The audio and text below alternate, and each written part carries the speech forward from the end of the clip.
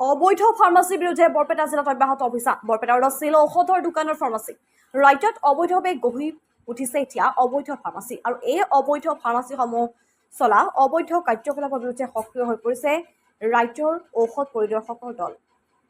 ৰাজ্যৰ স্বাস্থ্য বিভাগে কেইবাখনো জিলাৰ ঔষধ পৰিদৰ্শকক লৈ গঠন কৰা এটা দলে বৰপেটা জিলাত তীব্ৰ অভিযান আৰম্ভ কৰিছে।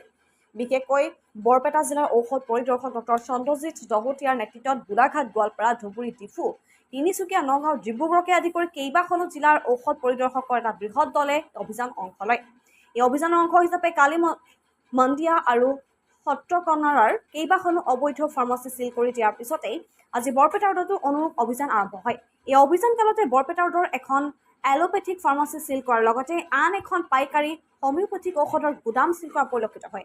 জানিব পৰা মতে অভিযানকাৰী দলটোৱে আজি বৰপেটা ৰোডৰ কালিবাৰী ৰোডত থকা সঞ্জীৱনী ড্ৰাগছ এণ্ড চাৰ্জিকেল নামৰ ফাৰ্মাচী এখনত অভিযান চলাই বৰনগৰ ৰাজচক্ৰ বিষয়া স্নেহা ভৰালীৰ উপস্থিত ঔষধ পৰিদৰ্শকৰ দলটোৱে এই ফাৰ্মাচীখনত অভিযান চলাই বৈধ নথিপত্ৰ বিচাৰে, কিন্তু ফাৰ্মাচীখনৰ কোনো অনুজ্ঞাপত্ৰ নাছিল।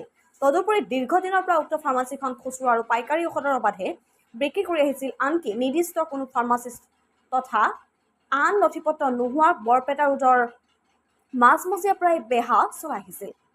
বৰপেটা জিলাৰ ঔষধ পৰিদৰ্শক ডক্টৰ চন্দ্ৰজিৎ দহোটীয়াই জানিব দিয়া অনুসৰি বৰপেটা জিলাত তেওঁলোকৰ এই অভিযান অব্যাহত থাকিব। বিশেষকৈ বৰপেটা জিলাত যিসমূহ ফাৰ্মাচী বৈধ অনুজ্ঞাপত্ৰ নাই তথা ফাৰ্মাচিষ্ট অবিহনে যিসমূহ ফাৰ্মাচী চলি আছে, এই ফাৰ্মাচীসমূহৰ নথিপত্ৰ সংগ্ৰহ কৰি ঊৰ্ধ্বতন কৰ্তৃপক্ষক অৱগত কৰিব আৰু প্ৰয়োজন সাপেক্ষে এই ফাৰ্মাচীসমূহ চিল কৰি যাবগৈ। তেখেতে ৰোগীসকলকো ঔষধ ক্ৰয় কৰাৰ সময়ত ফাৰ্মাচী অনুজ্ঞাপত্ৰ চাইহে ঔষধ ক্ৰয়ৰ আহ্বান জনাইছে।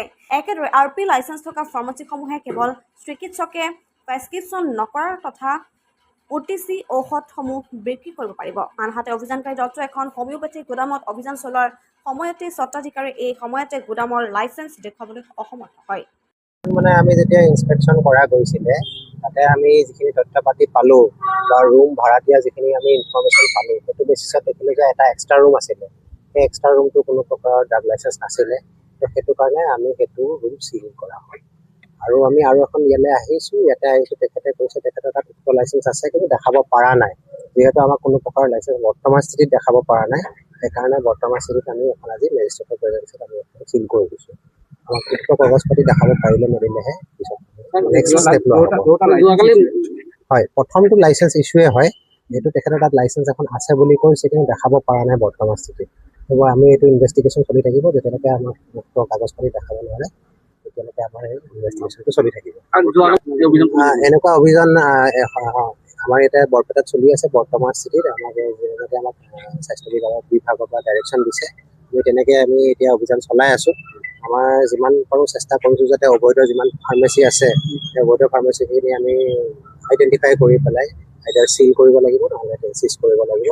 সেইটোৱে আমাৰ চেষ্টা। বহু মানে ফাৰ্মাচিষ্ট নোহোৱাকৈ চলি আছে। মানে কি হৈছে এতিয়া কথাটো হৈছে ফাৰ্মাচিষ্ট নোহোৱাটো এটা 65(2) ভাইলেশ্যন বুলি কয়। তো সেইটো এটা ডিপাৰ্টমেণ্টেল ভাইলেশ্যন হয়। তো আমি সেইখিনি গোটেইখিনি বস্তু আমি নোট কৰি গৈ আছোঁ। যদি কোনোবা দোকানত প্ৰকৃততে ফাৰ্মাচিষ্ট নাই, সেইখিনি আমি ৰিপৰ্ট কৰি আমাৰ লাইচেঞ্চিং অথৰিটিক আমি লিখি দিম। লাইচেঞ্চিং অথৰিটিৰ পৰা আইডাৰ শ্ব'কজ বা ছাছপেনশ্যন কৰা হ'ব। সেইখিনি কথা অথৰিটিবিলাক আমাৰ অধীনত নহয়, সেইখিনি ক্লিনিকেল এষ্টাব্লিছমেণ্টৰ আণ্ডাৰত হয়। সেইটো জইণ্ট ডাইৰেক্টৰ হয়, তেতিয়াহ'লে আপুনি সেইটো জইণ্ট ডাইৰেক্টৰ অফ হেল্থ ছাৰ্ভিচেছত দিব পাৰে। সেইটো আমাৰ যিটো হেৰি আছে আপোনাৰ joint director of health services আৰু বৰপেটা টাউনত যিটো অফিচ আছে, আপুনি তাতে ক্লিনিকেল এষ্টাব্লিছমেণ্টৰ এটা উইং আছে, তাতে গৈ পেলাই আপোনালোকে সকলো ইনফৰ্মেশ্যন দিব পাৰে। আপোনাৰ এইখনতো আমি ৰেচিডেঞ্চিয়েল পাইছোঁ। আগৰখনৰ দোকানখনৰ নাম নাই, কাৰণ যিখিনি দোকান আমি আইডেণ্টিফাই কৰিব নোৱাৰোঁ সেইটো আমি সঠিক নামটো দিব নোৱাৰোঁ। তো নামটো আমি এতিয়া দিব নোৱাৰোঁ, কাৰণ এইটো আমি নামৰ ৰিলেটেড একো ডকুমেণ্টেশ্যন পোৱা নাই।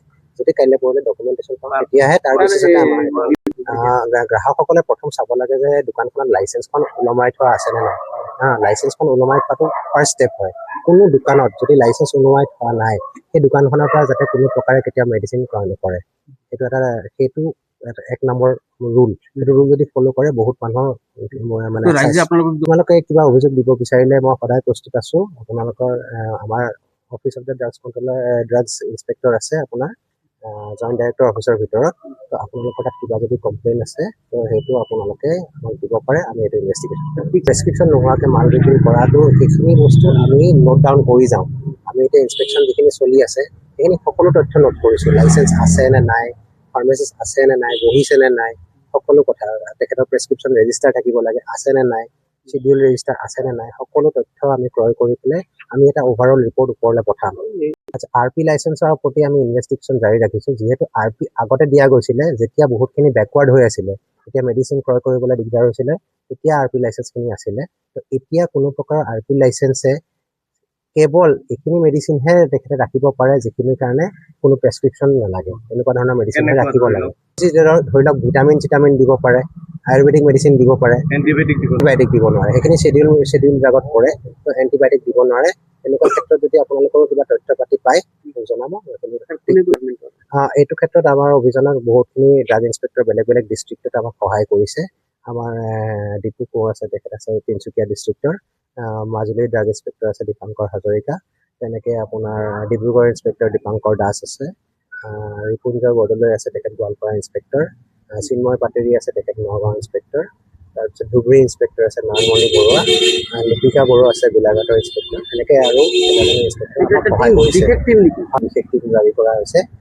এই বিশেষ টীমৰ এইটোৱে অৰ্থ যে আমি একদম চিৰিয়াছলি লৈছোঁ গোটেইখিনি যিমান কমপ্লেইন আছে স্বাস্থ্য বিভাগৰ, মানে যিখিনি কমপ্লেইন পাওঁ ফাৰ্মাচী বা অবৈধ ফাৰ্মাচী এইবিলাকৰ, সেইখিনি কাৰণে আমাৰ এটা স্পেচিয়েল টীম লাগে।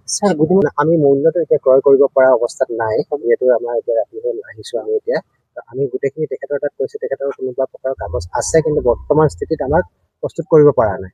তো বৰ্তমান স্থিতিত যিহেতু আমি কাগজখন পোৱা নাই, সেইটো কাৰণে চিল কৰি থৈ গৈছোঁ। উক্ত কাগজ পাতি আছে নে নাই সেইটো তথ্যখিনি আমি ইনভেষ্টিগেশ্যন কৰিলে হয়, বৰপেটা প্ৰথম হৈছে। তেনেকুৱা অসমত এতিয়া মই ক'ব নোৱাৰোঁ এইটো গোটেই অসমত চলে নে নচলে, কিন্তু হয়, বৰপেটাত আমাৰ বহুতখিনি আমাৰ কমপ্লেইনছ আছিলে, সেইটো কাৰণে আমি বৰপেটাত কৰিছোঁ। গোটেই অসমৰ কথাখিনি এতিয়া সঠিক ক'ব নোৱাৰোঁ।